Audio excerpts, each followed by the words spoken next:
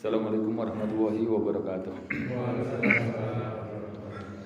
Alhamdulillah nahmaduhu wa nasta'inu wa nastaghfiruh wa na'udzu billahi min shururi anfusina wa sayyiati a'malina may yahdihillahu fala mudilla lahu wa may yudlil fala hadiya lahu. Asyhadu an la ilaha illallah wahdahu la syarika lahu wa asyhadu anna Muhammadan abduhu wa rasuluhu la nabiyya wa la rasulahu ba'dah. Wasikum nafsi bi taqwallah faqad fazal muttaqun. Faqala tabarakallahu ta'ala wailul lil musallin alladzina hum an sholatihim sahun alladzina hum yura'una wa yamna'una al-ma'un. Amma ba'du, jamaah bapak-bapak, ibu-ibu yang dimuliakan Allah, kita bersyukur sore hari ini ketemu di majelis ilmu. Yang kedua, salawat serta salam untuk junjungan kita Nabi Muhammad sallallahu alaihi wasallam.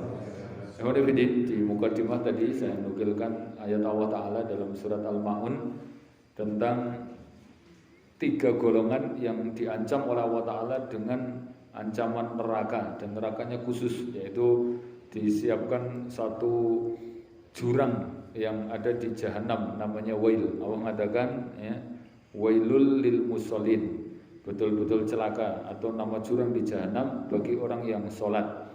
Alladzina hum an sholatihim sahun, orang yang sholatnya itu melalaikan. Sahun itu artinya yuakhirun, yang suka menunda-nunda.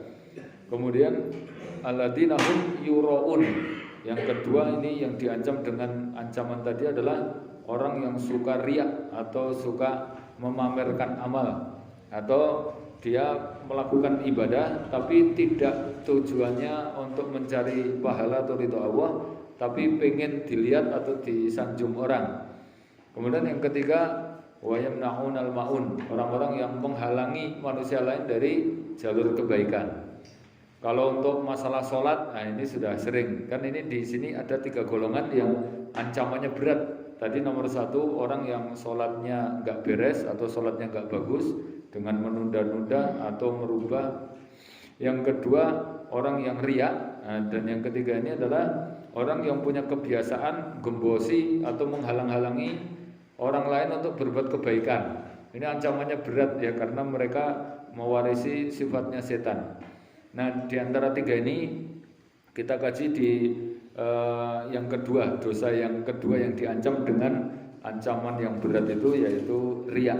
Karena riya ini termasuk dosa besar. Kalau antum baca di kitab Kabair ya, tulisan Imam Az-Zahabi tentang 70 daftar dosa besar, itu riya itu masuk.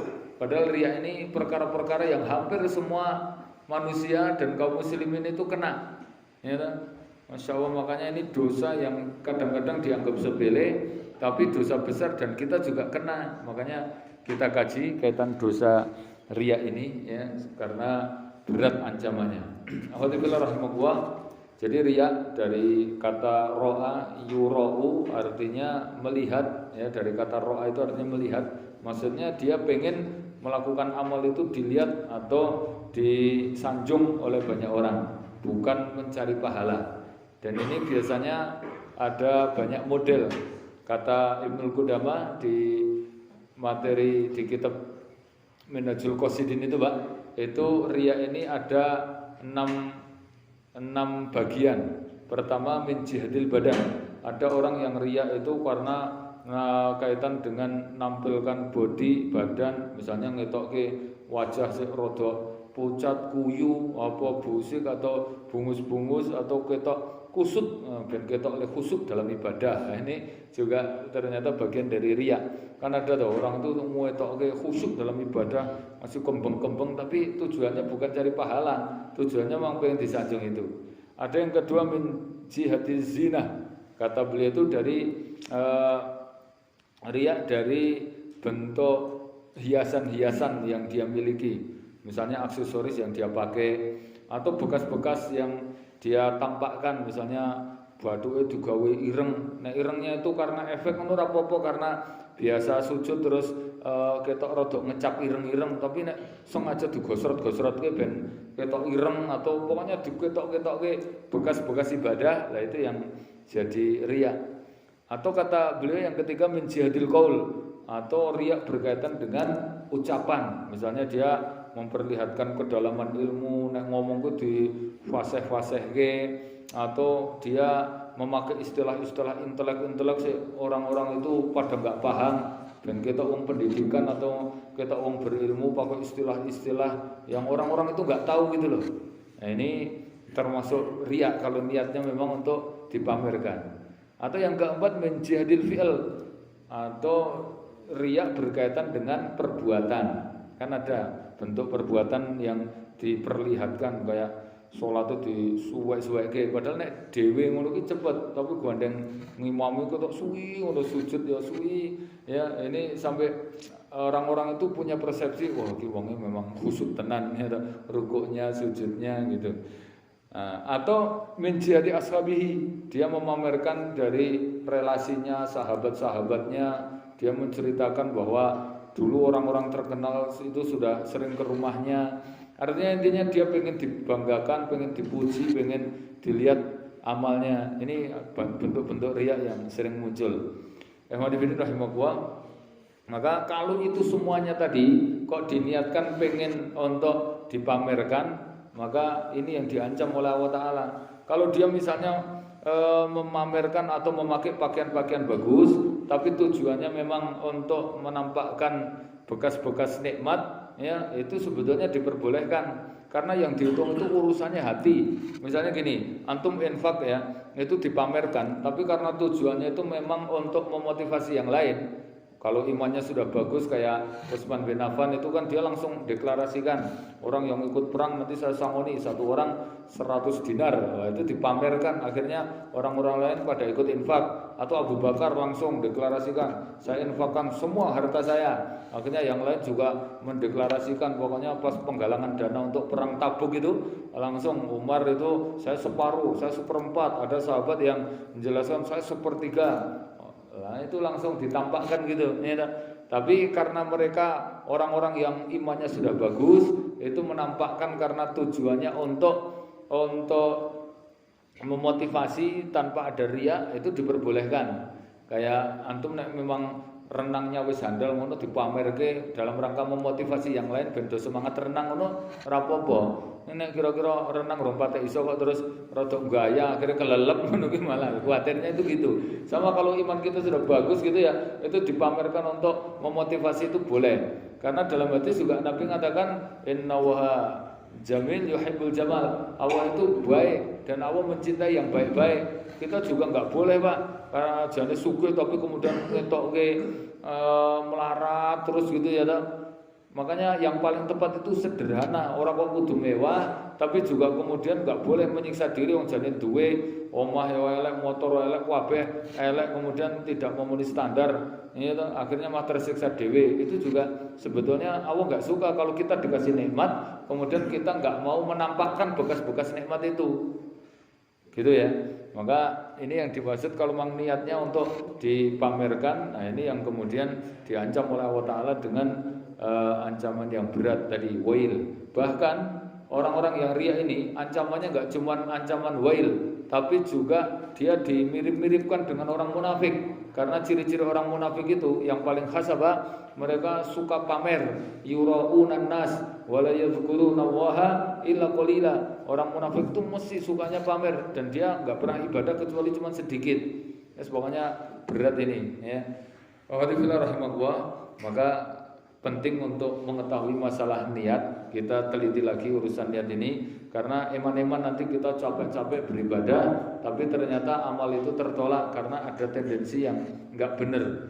Nabi itu sampai mengancam orang yang suka memamerkan amalnya, maka aib dia akan dibuka. Man ra'a yura Allah alaihi wa man sami'a sami Allah alaihi. Siapa yang suka memperdengarkan amal, maka Allah akan perdengarkan keburukan dia, dan suka mamer-mamerkan amal, maka Allah juga pamerkan keburukannya. Bahkan nanti di akhirat dia nggak dapat apa-apa, dikasih gelar oleh Allah Ta'ala dengan gelar al-murai, orang yang suka pamer, dan dia disuruh oleh Allah Ta'ala untuk ngambil pahala, minta kepada orang yang dia pamerkan itu. Kata Nabi gitu ya, idhabu ilal ladzi kuntum turaun. Kata Allah nanti di akhirat silakan kamu datangi ya ke orang yang dulu kamu pameri. Kamu pengennya apa toh? Pengennya cuma sanjungan dari dia, jaluk ke orang-orang itu. Ya, eman-eman. Bahkan Allah mengatakan pahala yang antum lakukan itu dibatalkan oleh Allah Ta'ala. Itu dikiaskan dengan sedekah. Kata Allah kan ada ayatnya, la tubtilu shadaqatikum bil manni wal adha. Kamu jangan batalkan sedekah kamu dengan mengungkit-ungkit atau menyakiti. Gimana bentuk menyakiti yang menjadikan sedekahnya itu batal pahalanya? Kalladzi yunfiqu malahu ri'an nas, seperti orang yang sedekah terus dipamerke. Itu selain batal, tambah lagi juga menyakiti, Pak.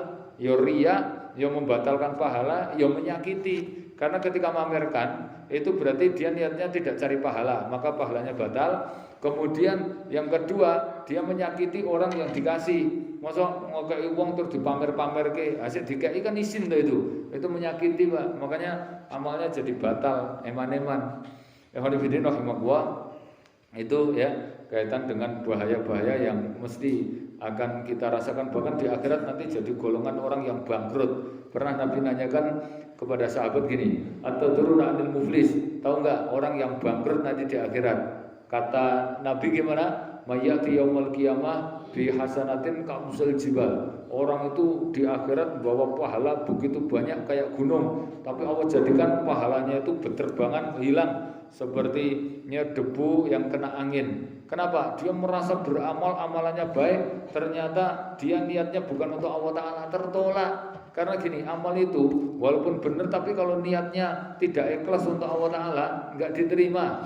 Al-amal idza kana shawaban wa lam yakun khalisan lam tuqbal. Amal walaupun sudah benar tapi kok enggak ikhlas, enggak tertuju kepada Allah Ta'ala, maka tertolak.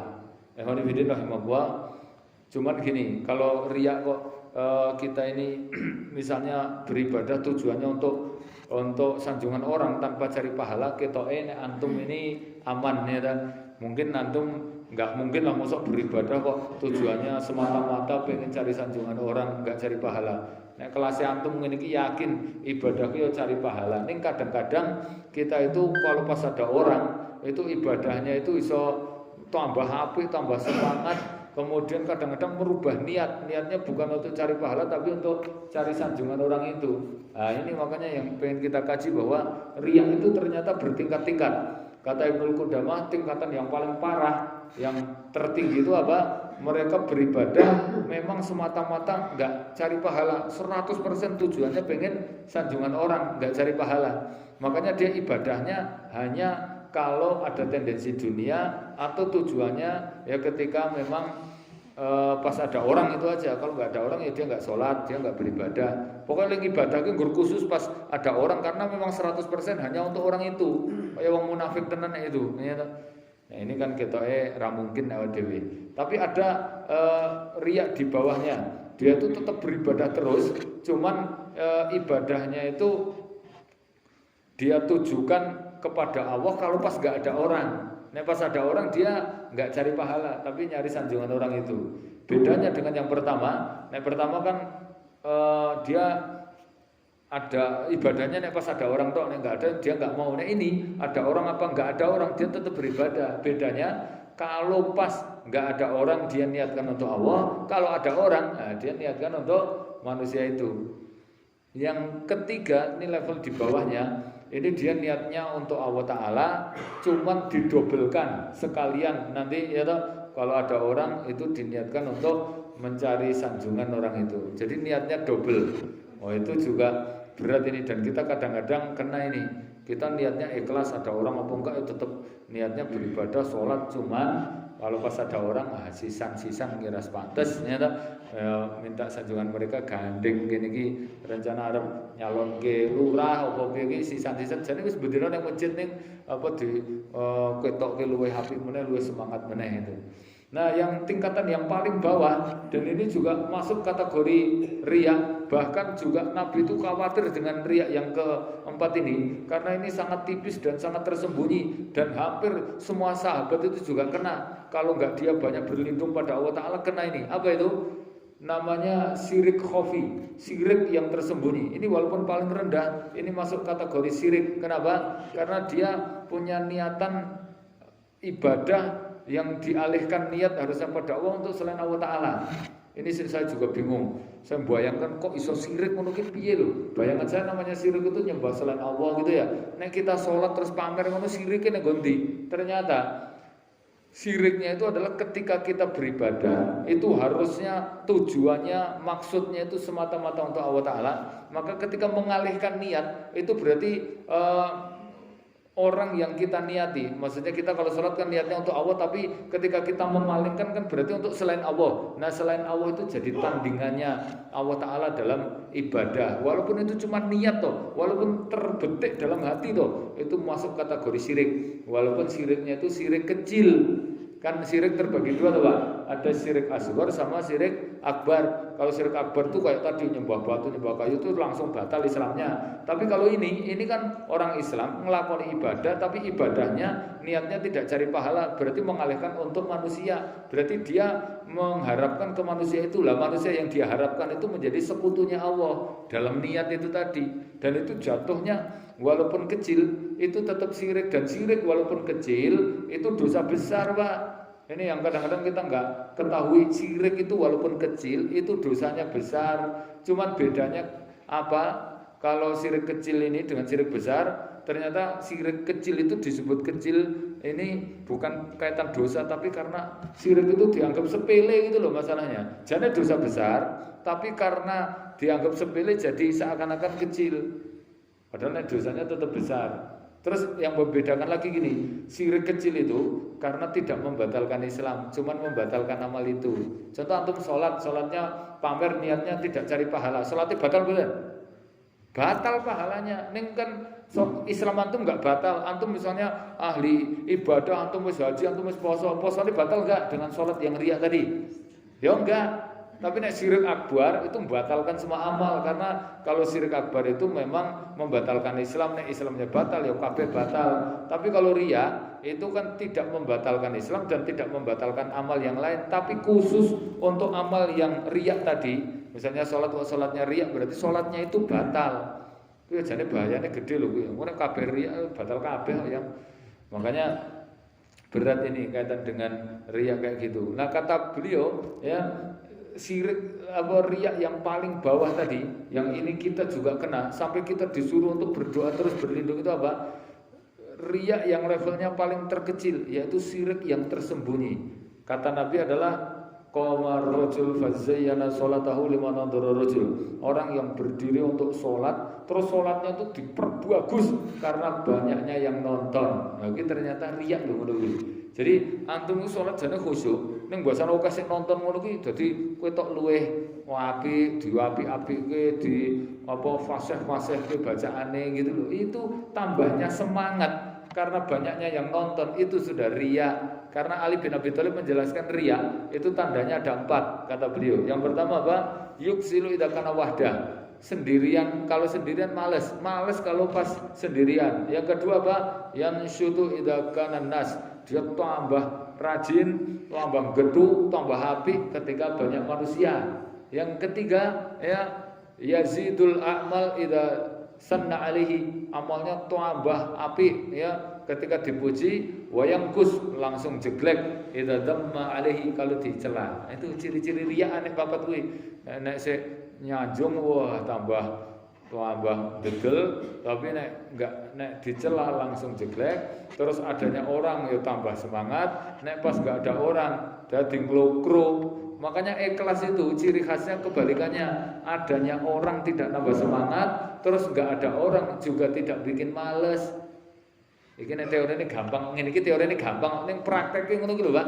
Angel ngono. Coba antum ya toh, nek pas dhewean karo akeh wong ngono lah mesti beda. Kita gitu aja, kita aja ngerasakan lho, Pak. Iki nek pas enek wong ngono ki memang ketok tambah semangat. Nah, coba enek wong apa ora enek ku padha wae. Adanya orang nambah semangat, terus enggak ada orang tidak bikin males itu. Itu berat banget itu. Ketok sepele ini prakteknya berat. Makanya ini dosa yang dianggap sepele, tapi ternyata banyak yang terkena. Coba tingkat-tingkatannya aja begitu banyak tadi. Mohon rahimahullah.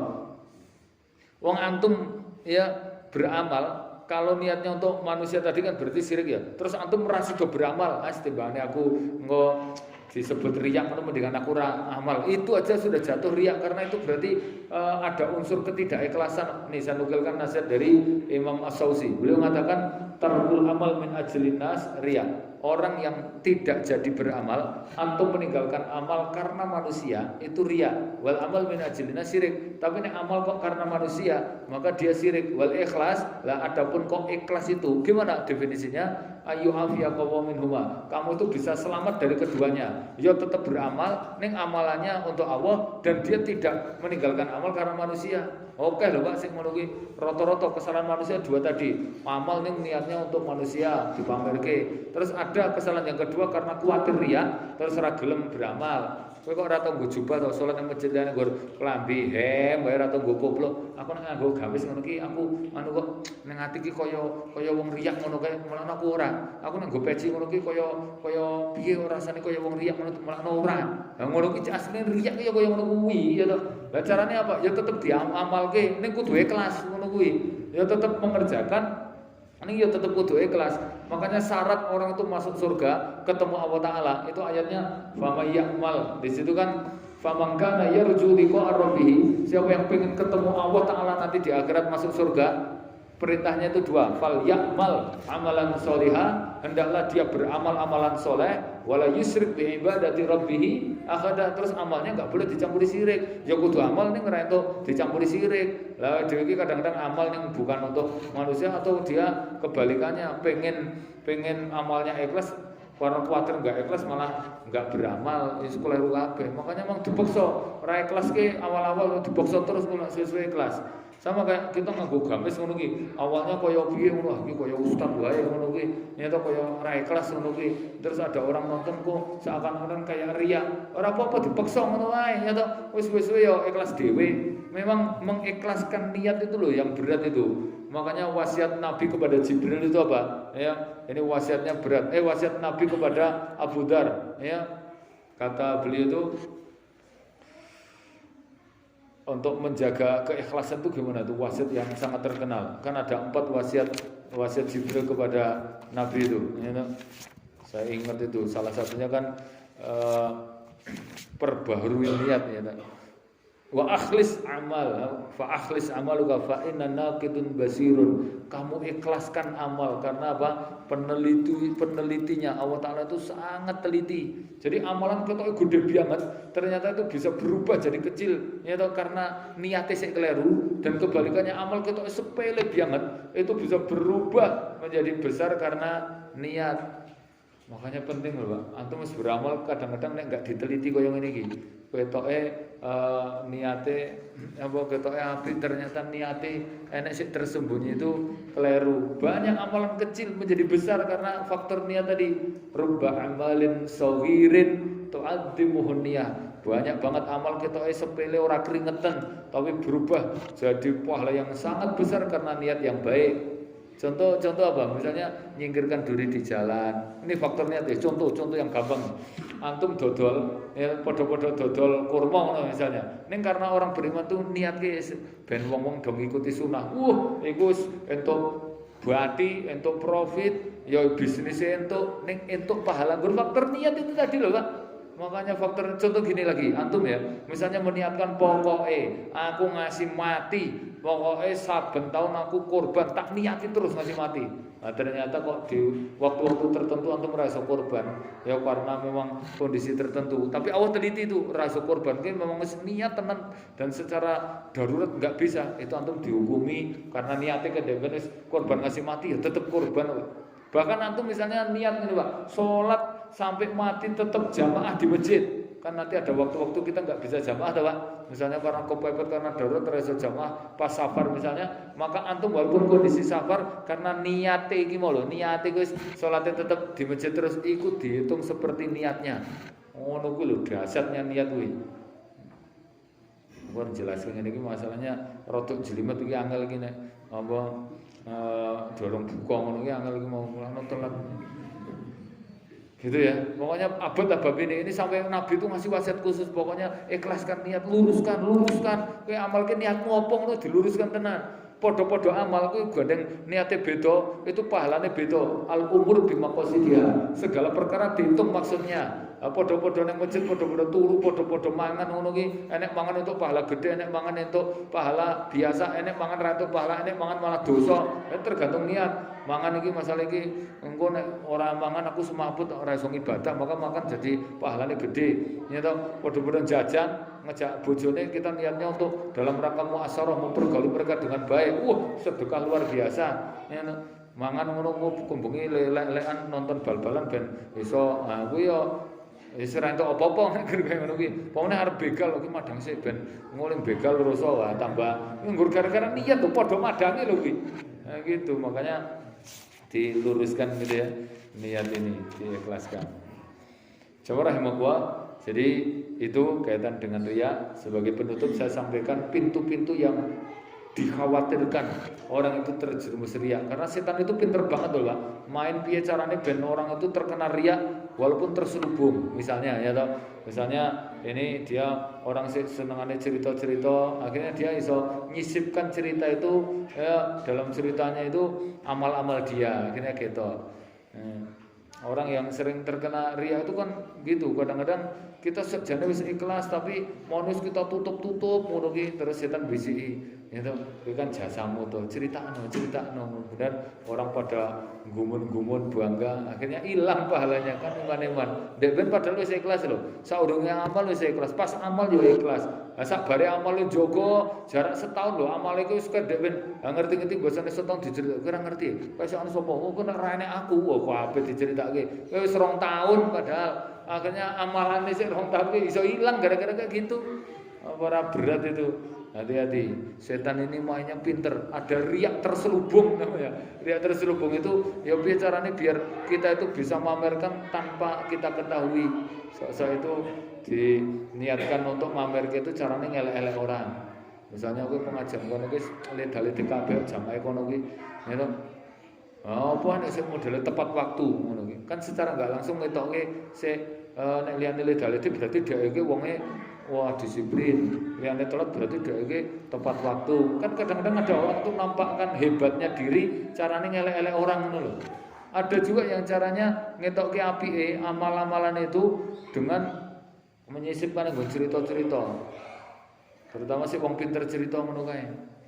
Misalnya cerita anak wong kebakaran, kene wong kulino riak ngono ya iso dilebokne ngono. Wah, mambunge kebakaran ra wae to. Wong gembrutuk nang ngetan omah ngono jam 12 bengi lho kae.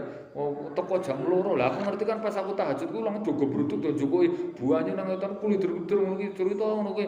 Enek pas aku tahajud mu dilebok-lebokke nang ngono kuwi ya. Nah, jadi wih, ben bengi tahajud to ngono ki. Jadi bisa aja digitu-gitu kan itu gampang gitu ya. Alhamdulillah rahimahullah.